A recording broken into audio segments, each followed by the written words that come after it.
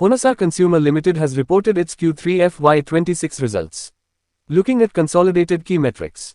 Total income this quarter was 622 crores, up 11.47% quarter-on-quarter and 15.93% year-on-year.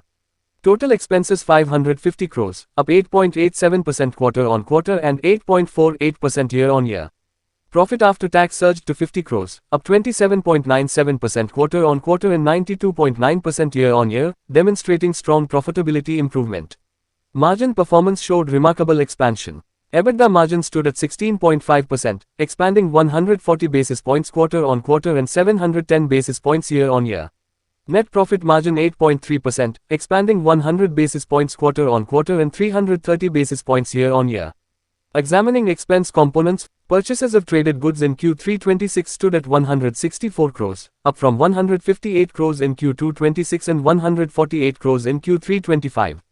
Other expenses came in at 276 crores in Q3 26, remained relatively stable compared to 272 crores in Q2 26 and 284 crores in Q3 25.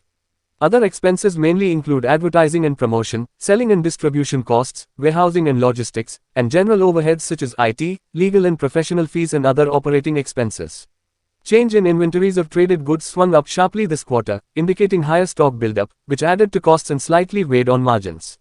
This could reflect Honasa consciously stocking ahead of expected demand, festive or new launches, pipeline filling in its new direct distribution model under Project Neve, or slower than planned secondary offtake at the retailer level leading to inventory piling up in the system. Stock price moved from approximately 230.79 rupees to 301.45 rupees, up 30.62% over the year, reflecting strong investor confidence.